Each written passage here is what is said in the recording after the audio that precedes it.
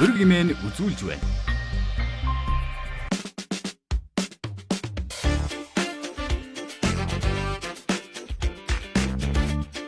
Үзэгч та бүхнийхээ орон амгалан айлтгахын өрг нэвтрүүлгийн шинэ дугаар эхлэж байна. Бид энэ удаа боловсрол шинжилгээ ухааны сайд Наранбаяртай ярилцахаар ураад байна. Бидний цаг гаргасан баярлалаа танд. За баярлалаа. Ямар өрг тавих нь үгүй л одоо жоохон догдолтой л байна шүү дээ. За танд нэг юм авчирсан. Хувийн сургуулиуд дээр хувьсах зардал өгөө болчихсон. Хүүхдээ эрхийг зөрчиж байгаа юм биш үү? Нэг өдрийн ялгуулт юм. Тэгэхээр боловсролын чанарын асуудал ихтэй сургууль биш. Ерөнхий боловсролын сургууль байна гэж та үзэж байна уу? Ахлах нь дунд нь бага. Тэгээ бага нь сөөбөө 60,500 төгрөг. Эренгээр юу авч хүрэх үү? нэг 4 хил мах авах л байна. Дундаж цалин чинь 1,480,000 гэдэг юм биш үү? Гэхдээ дундаж биш ээ. Наа чи үндсэн цалин. Та өөрөө минимал байхыг уриалдаг. Скутертэй явдаг лөө та.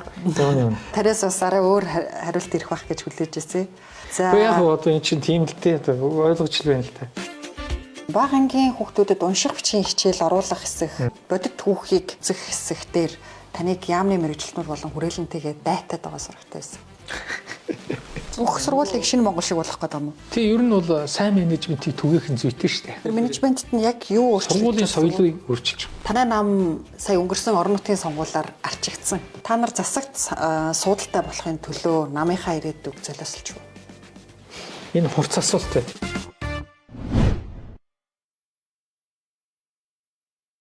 Өнөөдөр улсын 2 сургуулиар яваад үдийн цай аюур нь юу үдэж гин гэж танилцсан.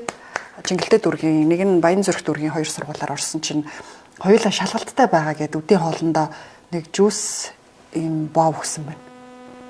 Үдийн хоолны чанар юу нь сайжирсан уу? За тэгэхээр яг үдийн хоолн дээр өнөөдөр бол би яг биеэрээ явж танилцсан. Би өөрөө бас энэ явж л байсан л та. Төв аймгийн Эрдэнэс сумдаар хичээлийн тууган нуугаад яаж хийсэн үндсний үйлдвэрлэл юм байна. Яг энэ сургуулийн өмнөх боловсролын цэцэрлэг. За тэгээд сургуулийн 1-5 дугаар ангийн үдийн хоолны асуудал байгаа. Тэгээд үдийн хоолных нь бид ам шимтгийг сайжруулах зорилгоор бол сая энэ дэр нэмсэн шүү дээ. Цэцэрлэг дээр бол үдийн хоолныхын зардлыг эцэгхээс нь нийслэлийн хүрээнд бол эцэгхээс нь 1000 төгрөг сар болгоно. Аваад нэг өдрийн 1000-аар тооцоод тэгээд эрцээр нь ингээд хүүхдийн төлбөрийг авдаг. Ийм болсон. Тэрнээс хойш бол сайжирсан байгаа. Илт сайжирсан. Сургуулиуд дээр бол иймэрхүү зүйлүүд гарч байгаад бол харамсаж байна. Арай ч яг ийм хэмжээндээ тулаагүй ийм үедээ байгаа шүү. Тэгэхээр яамны зүгээс уг нь бол хоол өгөхтэй. Тий. Халуун хоолоо үүсгэх хэрэгтэй хуйлтай шүү дээ. Тэр утгаа 6-аас дээш 12 дугаар анги хүртэл өгөх л ёстой. Финлянд бол яг дэлхийн 2 дугаар дайны дараанаас шууд зарласан юм л. Финлянд хүүхэд л болж төрөх юм бол ерөөсөө төрсөн бол тийм ээ. Бага наснаас эхлээд одоо ерөнхий боловсролоо төгслөө төрөөс өнгөө холбоно гэж зарлцсан. Тэгээ тэрийг бол тууштай хэрэгжүүлсэн. Тэгээ одоо 4 аргаар хоолоо нийлүүлдэг. Заавал халуун аргаар биш тий. Жигнэж одоо юу гэдэг нь шарах, чанах аргаар яг ингээд бэлтгэгтэн зориулээд хүйтэн аргаар, халаахтан зориулаад хүйтэн аргаар нийлүүлэх юм. Тэрийг ингээд хуулийн дээр ингээд тусгай хийц тийм ээ. А манай хууль бол маш их хөшинг. Тэгээ бүх сургуулийг шууд юм галтгоотой байхыг шаарддаг. Маш их зардалтай. Тэгэхээр бид бас энэ сургуулийн хоолны үйлчлэгийн хуулийн дээр бас жоохон өөрчлөлт оруулаад нийлүүлэх хүртлийн процесс дээр төв хувийн хвшлийн түншлийг оруулж ирэх гэсэн. Хувийн хвшлийг бас оролцуулах илүү ийм сайн ийм одоо механизмыг бий болгох гэсэн ийм явж байгаа. Тэгвэл энэ нийслэлд нийлүүлдэг энэ чинь 4 ийм компани гэдэг шүү дээ. Төрийн өмчтэй, нийслэлийн өмчтэй. Тэгээд тэндээс ашиг хийдэг гэж сууж идэх байхгүй. Тэгэхээр энэ бол болохгүй л дээ. Тэгэхээр бид бол энэ нийлүүлэлтийг ингэж төр хувийн хвшлийн түншлэл, хувийн хвшлэр гүйцэтгүүлэх тендерийн аргаар одоо тэднийг өрсөлдүүлж хооронд нь үйлчлэгийг чанарын дээшлүүлэхэд л анхаарах хэрэгтэй. Ер нь юу идэж байгааг нь яаж шалгах вэ? Сургууль тус бүрийг. Одоо манай дээр нөгөө салбарын хяналтын газар гэж байдаг. Дотоод хяналтын газрууд гэж байдаг. Тэрнгээрээ дамжуулаад байц цагш нараа дамжуулаад авдаг л та. За энэ дээр бас нэг зүйл нэмэхэд хеликобактерийн ийм бас шинжилгээг бид хийлгэхээр ярилцж байгаа. За манай нэвтрүүлэг 10 асуулттай. Та нэг асуулт нь 3 минутанд багтаагаад хариулаарай. За нэгэнт сургуулийн хоол ярьсных хувийн сургуулиуд дээр хувьсах зардал өхөө болчихсон. Энэ хүүхдийн эрхийг зөрчиж байгаа юм биш үү? Ялгуурлаж. Манай улсын хувьд шүү дээ. Тийм манай улсын хувьд бол тийм байгаа. Өөрөөр хэлэх юм бол хувьсах зардлыг бид хуулиараа 10 сая төгрөгөөс дээш ийм төлбөр авч байгаа тохиолдолд хувьсах зардал олох нь 0 байна. Тэрнээс доош бол шатлсан ийм байдлаар олгож байгаа. Одоо хувьсах зардал авахгүйгээр өөрсдөө аваад яваад байгаа сургуулиуд бас байна гэсэн үг. Тийм. Тэгэхээр нийгэм хоёр талтай л да. Хүүхд талаас нь харахад бол хүүхэд урсурж боловсрох хэрэгтэй гэдэг юм дээрээ заасан хууль дээрээ тэгээд үл одоо ялгуурлахын зарчим барина гэдэг. Тэгэхээр хувийн сургуульд явж байгаа учраас хувьсах зардлыг ч өгөхгүй гэдэг бол нэг бодлын ялгуурлал мөн. Гэхдээ нөгөө талдаа тэр рүү эцгэх нь бүх зардлыг гаргаад 10-аас дээш сая төгрөгийн төлбөрийн төлөө явж хахад энэ сургууль нь төрөөс хувьсах зардал авахгүйгээр өөрийг аваад явах бүрэн боломжтой байна. Тэн дээр хэмнэгдсэн мөнгийг нь одоо илүү одоо ачаалттай байгаа ийм сургуулиуд руу нөхч ийм хүүхдүүд рүү нөхөн зүйтэй гэсэн ийм хоёр бодлогын логтолцол дээр нь яваад байна гэсэн үг. Уг нь одоо адилхан л эцэг эхчүүд нь улсдаа татвар төлж байгаа шүү дээ ажил хийгээд. Яг үнэ. Тэгээд бас эцэг эхчүүд нь төлбөрөө төлөх замаар энэ чинь эцэг эхчүүд бол боловсролын салбарт хөрөнгө оруулж байгаа гэсэн үг байхгүй. Тэгэхээр энэний торгон ийм тэнцвэр дээр бодлого явах учиртай л да. Бас болохгүй. Тэгэхээр одоо хэдэн сургууль авахгүй байгаа гэсэн үг үү? Одоо хувийн нэг 180 орчим сургууль байна. Үүнээс яг авдаггүй сургууль нь 40 орчим байдаг байна. Тэгэхээр хувьсах зардал өгөхгүй гэхээр тэдний одоо үйл ажиллагаанд хяналт тавих боломжтой юу? Хяналт тавьж чадчих аа. Ер нь бол нөгөө тусгай зөвшөөрлөөр нь хүүхдийн эрхээр зөрчилж байна, тийм ээ. Ер нь Монгол улсын яг энэ заах ёстой хөтөлбөрийг оруулж байна. Монгол хэл түүхийн зааж байна гэдэргээд олон улсын хөтөлбөртэй сургуулиудыг бол үнэхээр тэр олон улсын хөтөлбөрөөр ном ёсоор нь оруулж ирсэн байна уугүй гэдгийг шууд шалгах. Тэр чинь хэрэглэгчийг хамгаалах бас нэг бодлогын өрөөнд хийж байна.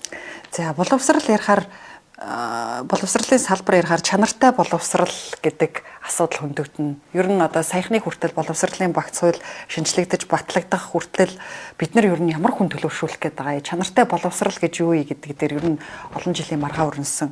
Одоо энэ салбарын сайд нь солигдсон байна. Таныхаар чанартай боловсрал гэж юу хэлхий? Эсэлтийн ерөнхий шалгалтын оноогоор хэмжих юм уу? Төлөвчлөөр хэмжих юм уу? Юугаар хэмжих вэ? Ер нь бол би дээрээс л яриад идэг юугаар л ярив. Өөрөөр хэлэх юм бол энэ чанартай боловсролыг зөвхөн одоо оноогоор хэмжихгүй л дээ. Энэ бол нөгөө зүрх сэтгэл, оюун ухаан, бие бэлтрийн өв тэгшил ийм хүмүүжил болж авсан, ийм төлөвшлөө болоод авсан, ийм мэдлэгээ болоод авсан, өөрийнхөө амьдралыг өөрөө зохион байгуулж чаддаг. Дээр нь нэмээд өнөөдөр нийгэм энэ дэлхий чинь хэрэгтэй хэрэггүй баахан мэдээллээр дүүрэн байна шүү дээ. Тэгэхээр сайн мууг ялгах чадвартай болсон. Энэ нь сайн, энэ нь дэмий юм, муу юм байна. Ийм шийдвэрийг гаргаж чаддаг. Ийм хүмүүс байх хэрэгтэй. Тэгэхээр энэ жил бид нар бас нэг сонирхолтой ийм ажил эхлүүлж байгаа 9-р анги төгсөж байгаа хүүхдүүд төр мэрэгжил сонголтын тест хийж байгаа. Одоо 8000 гаруй хүүхдүүд төр.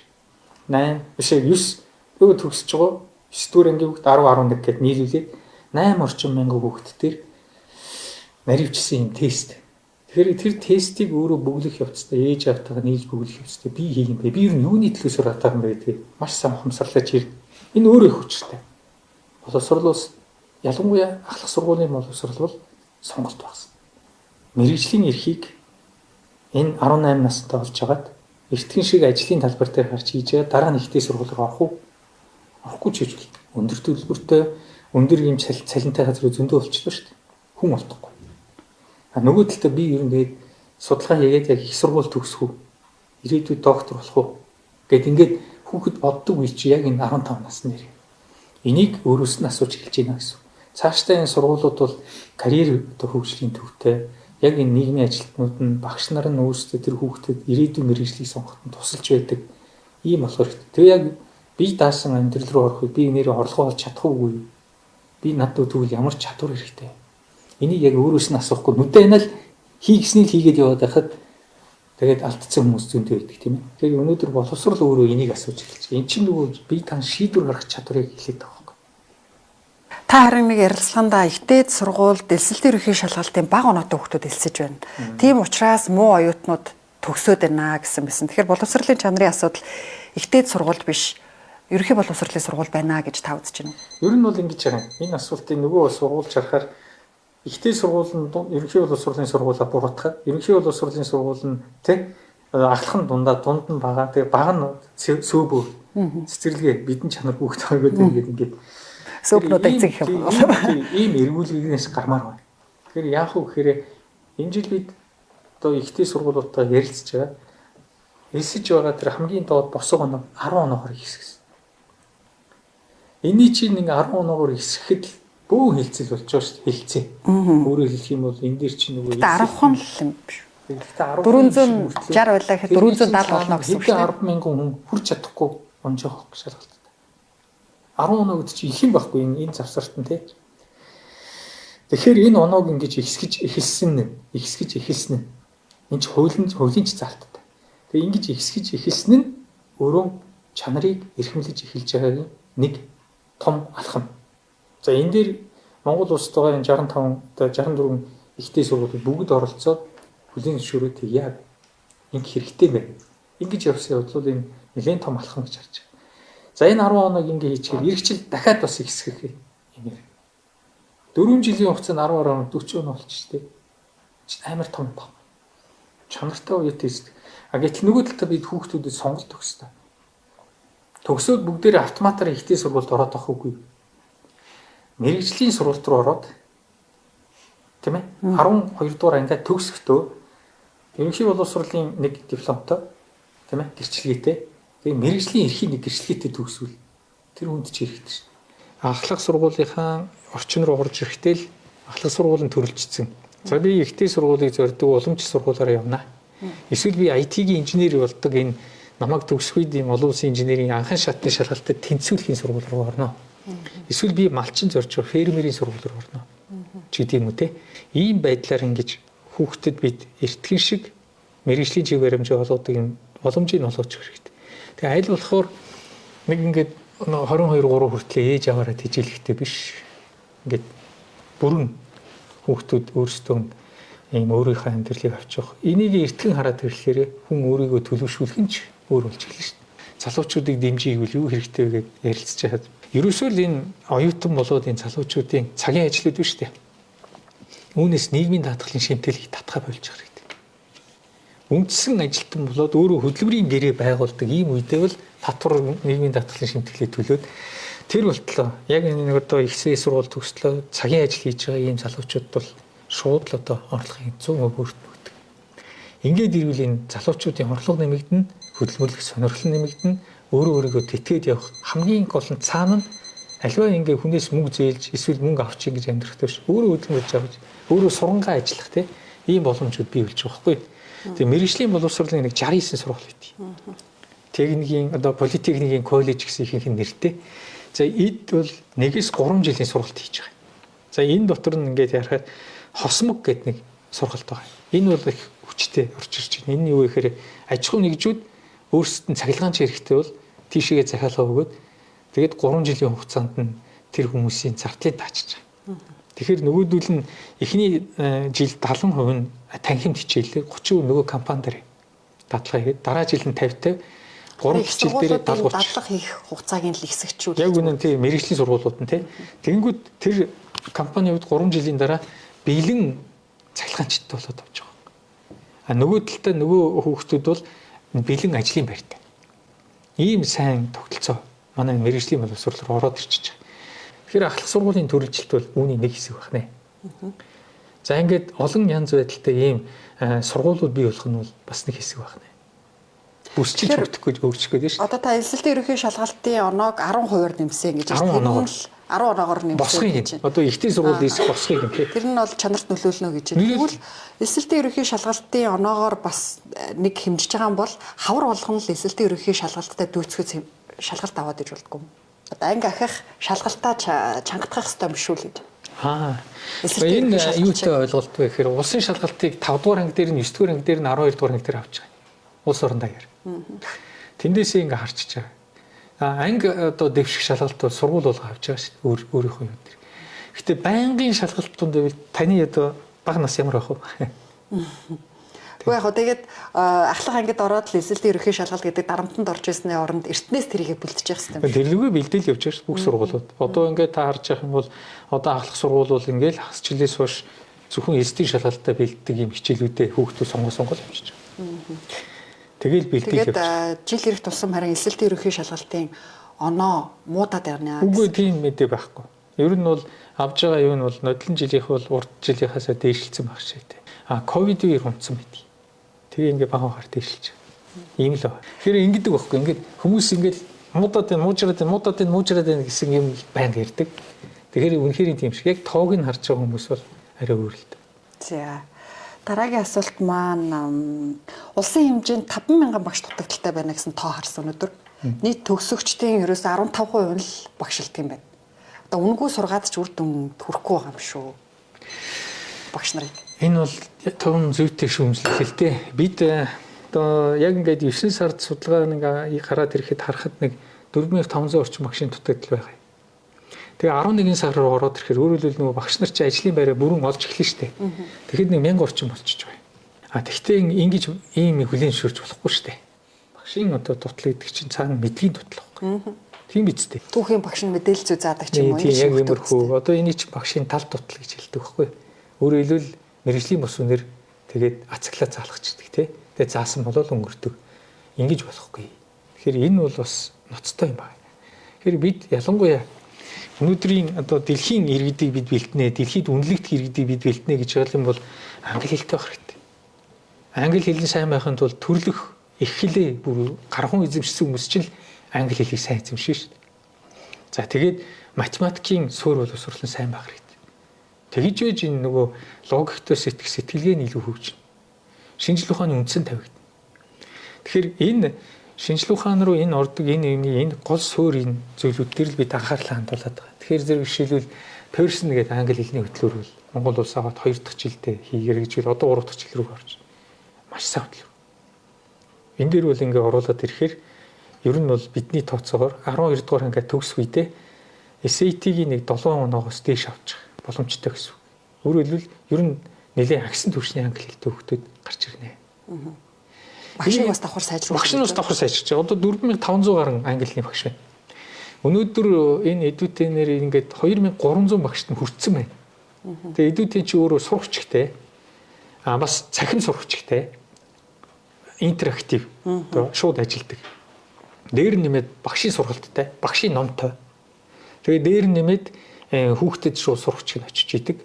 Бас цахим юм хэрэглүүрд нь очиж идэг ийм сургалт. Тэгэхээр тэр чинь ингээд жилдээ 2 удаа Монгол улсын багш нарыг өөрсдөө онцлоод тэгээд сургаад яваад байна. Тэгэхээр зэрэг энэ дээр ингээ харахаар манай өнөөдөр эдүтэнээс авсан бидний мэдээлэл бараг 70% дундчаас доош төвшөнд манай багш нар байгаа. Энэ бол аюул. Тэгээд эдүтэнээр хичээлсэн хүүхдүүдийг харахаар 33-аас 43% англи хэл нь өссөн байна. Энэ бодтой тоо. Тэгэхээр биш уучлаарай Pearson. Тэгэхээр эдүтэн математик тийм ингээд. Тэгэхээр энэ ийм одоо үрдүн гаргаад байгаа ийм хөтөлбөрүүдийг бол бид шинээр сурагчийг зохиох гэсээр илүүтэйгээр англи хэлийг ингэж явах зүйтэй байна. Боловсролын юмд оройтой шинжилгээг өмнөх сайдын хийж исэн энэ шинжилгээг үргэлжлүүлж байна. Эцэст нь тултал нь хийл та тий. Тэгээ хараарай та. Тий.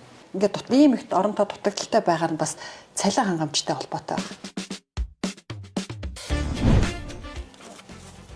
60,500 төгрөг. Эренгээр юу авч хүрэх үү? Нэг 4 хил мах авах л байна. Дундаж цалин чинь нэг сая 480,000 байт юм биш үү? Гэхдээ дундаж биш ээ. Наа чи үндсэн цалин.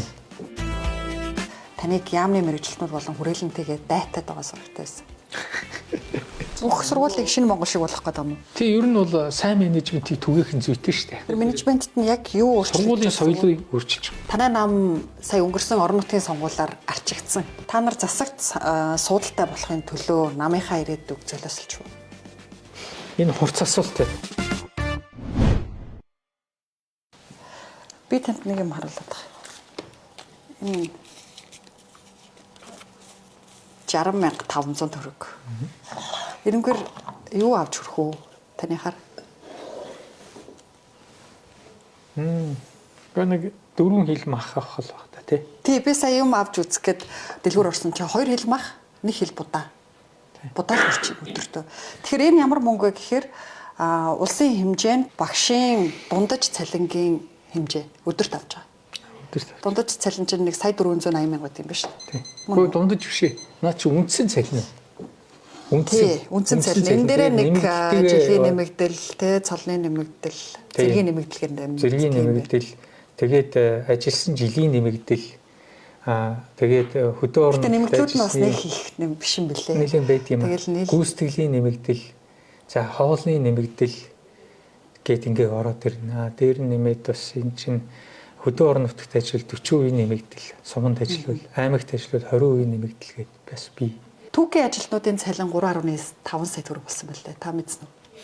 Яг нийслэлийн хүрээнд шүү дээ. Тийм. Тэгэхээр түүхийн ажилтны цалин ингэж нэмж болдгийм бол бидний хүүхдийг сургаж байгаа багш нарын цалин нэмчиж болдгоо юм. Энийг яг ингээ хүмүүс ярьдаг. Үнэн нэмэх ёстой. Гэтэл энэ салбар чинь 88,000 хүн баг. Түүхтэр яг хэдүү байна нийслэлтэй та тэгээ тэрийг тооцоод. Тэгэхээр 88,000 хүний цалин нэг дор ингээ шууд үсгий гэхээр нөгөө энэ чинь нийт төрийн албан хаагч 227,000 байхад багш нь зөвхөн багш нь инээдрэгээд тэгэхээр 88,000 гараа авчиж тий. Тэр сөөб дээр, ерөнхий боловсрол дээр, мэрэгжлийн боловсрол дээр, насан турш дээр тий. Гэт ингээд ихтэй сургуулийн хэмтэргээ бүгдийг ингээ нэмээ явахаар. Тэгэхээр ингээд тэгээд боловсролын байгууллагын ажилтнууд эднэргээд ингээд явчихаар чинь энэ дээр нөгөө нэмэхээр шууд инфляцид нөлөөлдөг. Инээдрэгээд энэ бол нөгөө засаг өөрөө ярилцаад их хурлын хэмжээнд төсвийн хэмжээнд ярилцсан шийдэх ёстой асуудал болж байдаг. Тэгэхээр яг хөө энийг зөвхөн боловсролын яам руу ингэж хандах нь бол жоохон өрөсгөл. Гэхдээ бид энэ хүрээндээ энэ жил ямар ч үндсэн цалин нь бол 6%-аар нэмэгдэж төрийн албаагч нийтдээ. Үндсэн цалингаас гадна энэ жил анх удаа олгодгүй байсан. Тэр хоолны нэмэгдлийг олгож байгаа. Тэгээ энэ болохоор сар болгоно 172,000 төгрөг нийслэлт. Орон нутагт бол арай амьдралын өртөг багчтай 102,000 төгрөг. Сар болгоно ингэж бодиттой орлого нэмэгдэж эхэлж байгаа. Бид нэг боломжийнхаа хүрээнд ингэ хийгээд улс орны эдийн засаг өшөө илүү тэлэг. Эдийн засгийн өсөлт шууд хувь хүн дээр хизээ яг шууд хүрдэг гэхээр цалингийн өсөлт шүү дээ. Энэ нэг 14 мега төслийн гол нь энэ эрчим хүчний төслүүд нь хурдан яваасаа л гэж хүсэж байна. Тэгэхээр энэ төслүүд нь сайн явсны дараа бол энэ бид бол энэ боловсролын салбарт бол дөрвтэй ийм хөрөнгө оруулалтыг нэмхийг шаардж байна. Тий. Харин тэ одоо боловсролын чанар муу байна гэдэг. Тэгвэл яг түүнийг түгээж байгаа багш нарын цалиг нэмжүүл дутагдлаач харилцаад ядаж шаардлагач өндөр тавьж болох юм шиг. Энэ бол ерөөсөө л үндсэн шийдэл. Үндсэн шийдэл нь миний өмнөх сайдч тэрний өмнөх сайдч бүгд л энийг ярьдаг. Тэгээд харин инх хамгаалалтын сайдын үед бол цалин бол нэлийн дөрвтэй нэмж чадсан нь бол тоон үзэл төр харагдаж байдаг шүү дээ. Шалгалт аваад гайгүй байвал тэдэн хуваар нэмдэг гэдэг энэ нь хэрэгжиж байгаа. Гүйцэтгэлийн үнэлгээ нь хэрэгжиж байгаа. Бид энэ жил бас гүйцэтгэлийн үнэлгээнд дэр нэлийн мөнгө нэмж тавиулж чадсан. Тэгээд энэ бүх одоо аль ч төвшин үнэлэгдсэс ажлыг хийж ийн гэсэн үг шүү дээ.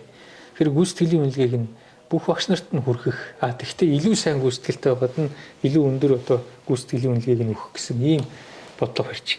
Та өөрөө багш байсан хүн, сургуулийн захирал байсан хүн одоо ингээд сайд болоод засгийн газрын гишүүн болохоор төсвийг Монгол улсын төсвийг ингээд бүхэлдэн задлж харж байгаа шүү дээ.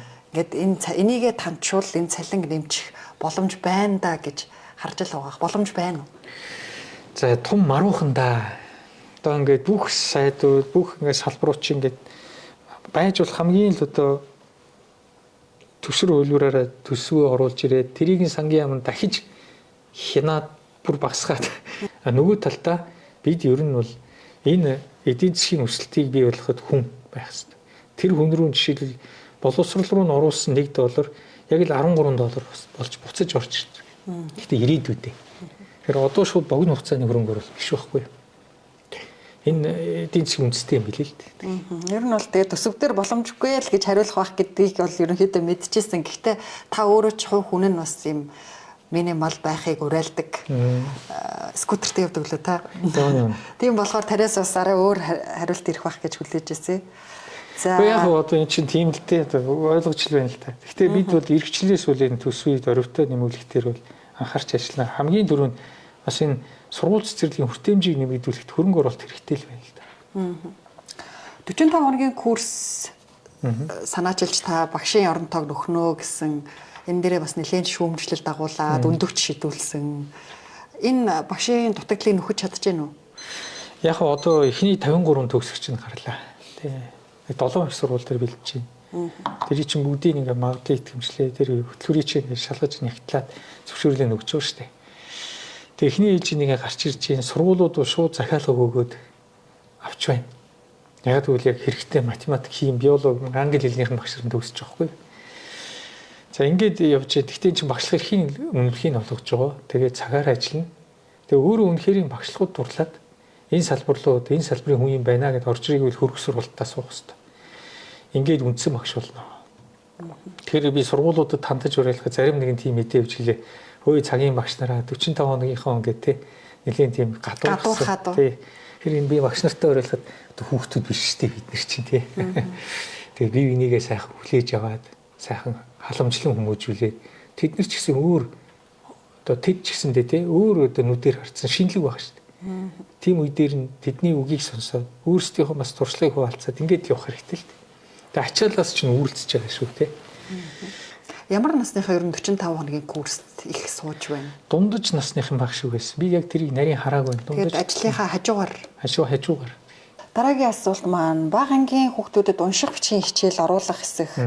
Түүхийн хичээл дээр Монголын бодит түүхийг одоо үзэх хэсэг дээр таныг яамны мэрэгчлэнүүд болон хүрээлэнтэйгээ дайтаад байгаа сурагтай байсан. За яг өнөө өглөө ч гэсэн жоохон бяцхан дайтах юм болсон. Яг манай хүрээлэнгүүд би ерөөсөө тэднийг бас ойлгож байгаа. Урд нь хийцэн нэг юм хайрцаг шүү дээ.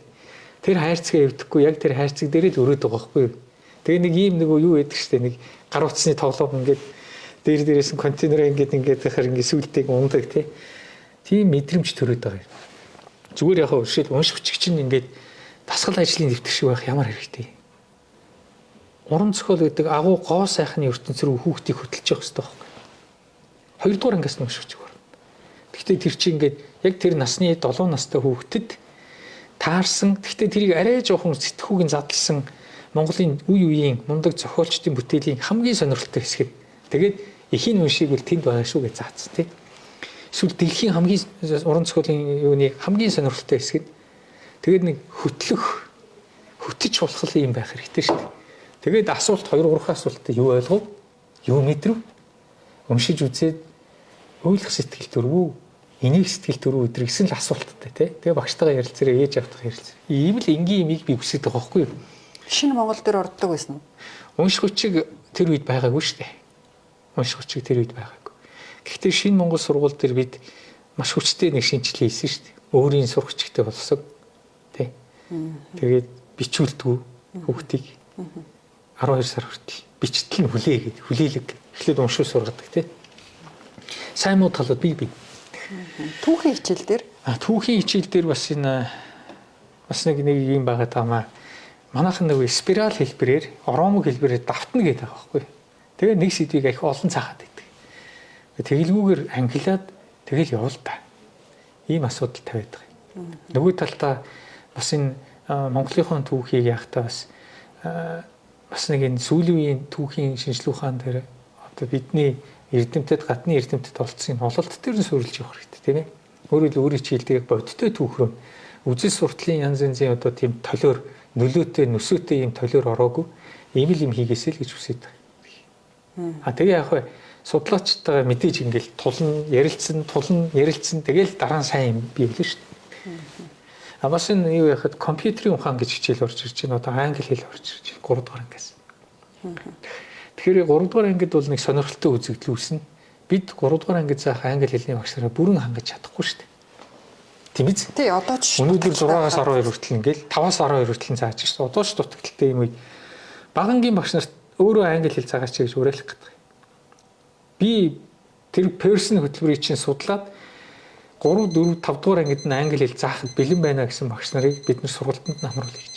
Edu 10 Pearson гэдэг англи платформ 2 дээр ер нь хэдэн төгрөг төлж байна. Хүүхэд тус бүрээр хэрэглэсний төлбөр төлдөг штэ. Тийм.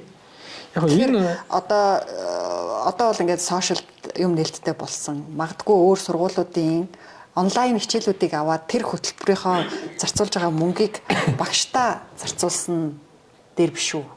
Түрүүнд би хэлсэнчлэн одоо энэ ийм л юм л да. Энэ нөгөө Энд чинь өөрөө сурагчтай багштай багшийн хөгжлийн хөтөлбөртэй ингэж орж ирж байгаа. Тэгээ хүүхдийн сурагчийг тэгээ тэрийг ашиглах багшийн номтой тий.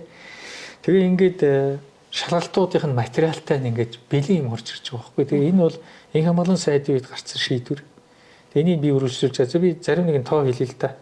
Персонал хөтөлбөрөөр өнөөдөр 264,518 хүүхэд хамарч байгаа.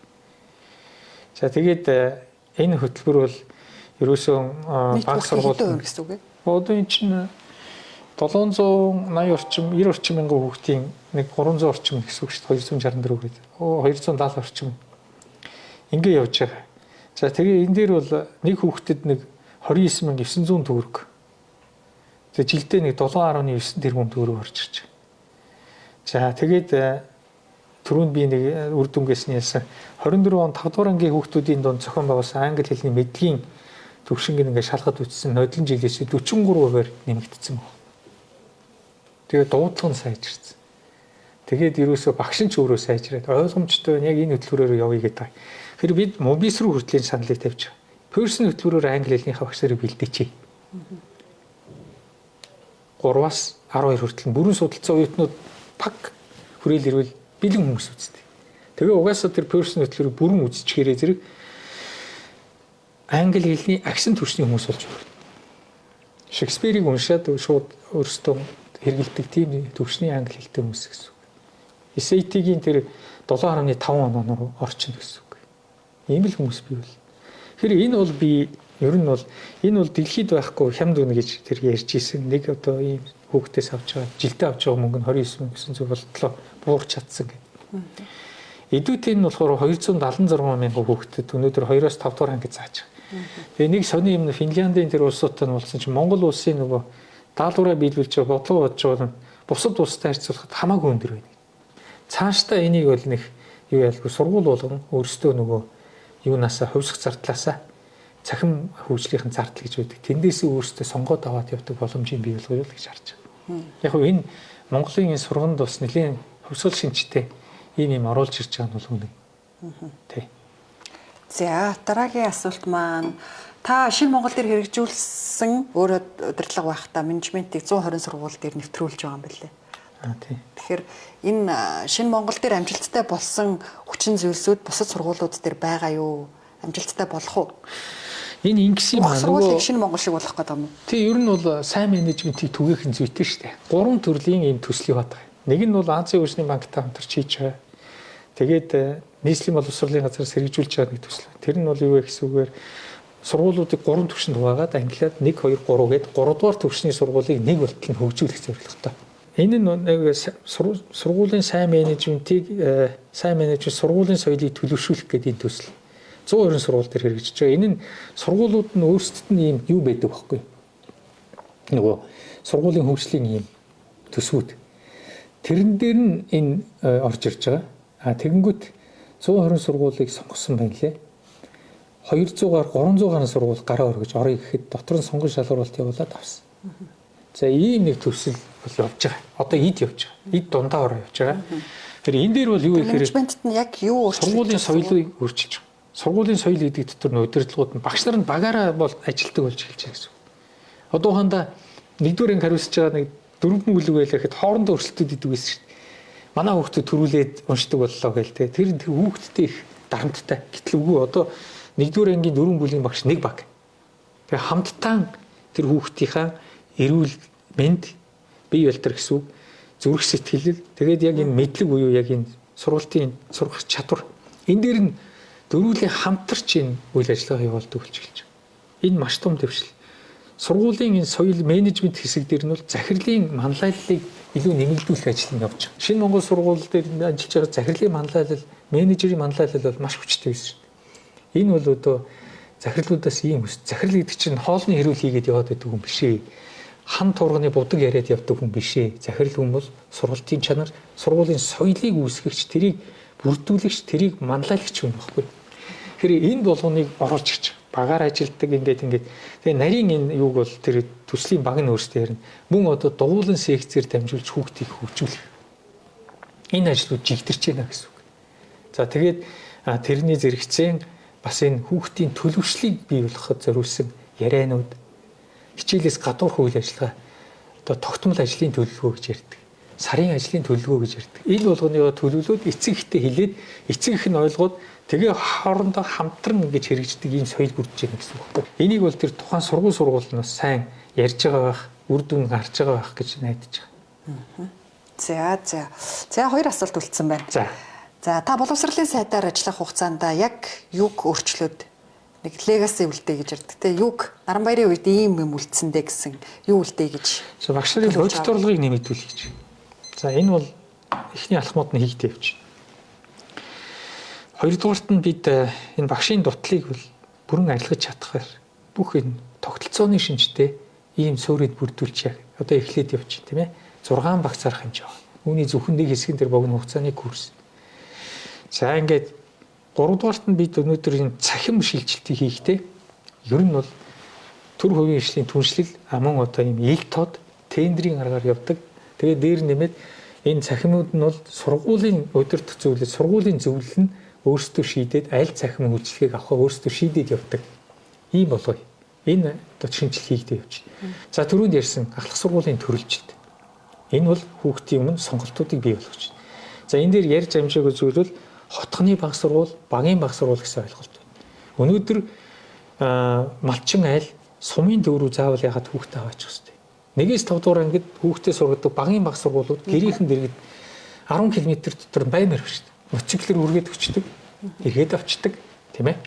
Ийм одоо үйл ажиллагаанууд өнөөдөр энэ дээр хаан банк хамгийн түрүү дарин орж ирж байна. Бид санхүүжүүлээд наад багийн баг сургуулийн бариад үе. Ингээд орж ирж байна. Энэ иймэрхүү өөрчлөлтүүдийг бид хийж байна. За хотхны баг сургууль бол 1-3 дугаар ангийн хүүхдүүд. Яг хотхон дотор нь байна. Хялбаршуулсан ийм хөтөлбөртэй гэдэг нь зарим нэг хичээл нь орох боломжгүй хичээлийг өөр аргаар нөх. Ийм одоо зүйлүүдийг хийндээ яриад ивэл зөндөө. Одоо нийслэлд 3 хэл хичээлдэг сургууль байхгүй болсон уу? Байхгүй болсон. За сүүлийн асуулт асууя. Таныг улсын хурлын гишүүний хувьар, хүн намын гишүүний хувьар асууя. Танай нам сая өнгөрсөн орон нутгийн сонгуулиар арчигдсан. Нийслэлд ганц ч асуудал аваагүй. Та нар засагт суудалтай болохын төлөө намынхаа ирээдүйг золиослж юу? Энэ хурц асуулт байна. Цаг хугацаал харуулна л да. Ер нь бол сая суудал авч чадаагүй бодлол миний ч хариуцлага. Тэ.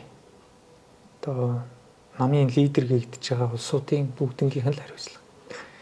Мөн одоо энэ тэнд юм би чих дурггүй. Гэхдээ яг нэгийг харьцах нэг гэдэг шиг юм яг ийм мажоритар тулсан ийм тултаанд орлоо штэ. Тэгэхээр бэхжиж хамжаагүй намуудад бол энэ нь өөрөө хөл муутай намуудад бол энэ өөрөө хатуу туссан. За ер нь бол иргэд дүнгээ тавьсан. Бид энэ дээр бол нухацтай хандах хэрэгтэй. Хариуцлага үлээхэд бол бэлэн байгаа. Хамтарсан засгийн газрыг эсэргүүцэж байгаа нэг хэлбэр юм шүү. Магадгүй энэ бол иргэдийн одоо бодож байгаа бодол тий. Гэтэ энэ хамтраад юу шийдэж чадж байна гэдэг их чухал.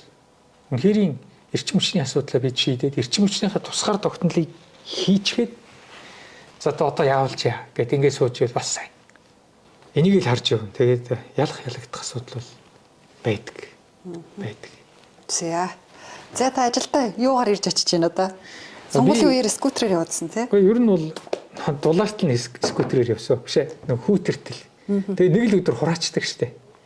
Замын цагдаагаас шууд захирамж аргаал одоо битгий бол тэр өдөр хүртэл унсан. Юуны хувьд бол алхаад явдаг хит их одоо төвжрэлтэй үед заримдаа бас унаатай явдаг. Би нөгөө цахилгаанд хэрэгтэй. За баярлалаа. Бидний нэвтрүүлэгт цаг гаргаж ярилцсан, нээлттэй ярилцсанд танд баярлалаа. Таны баярлалаа. За танд бас амжилт хүсье. Таны нэвтрүүлгийг олон хүн үздэг болсон байлээ. Тэгээ хүнд бас бодиттой мэдээллийг хүргэхээр та бүхэн ингэж ажилдаг. Тэгээ сэтгүүл зүйн төлөө чин сэтгэл одоо нэг зарчмаа барьж явдаг та бүхэнд бас баяр хүргэе. Хүндэтгэж явдаг шүү. За баярлалаа.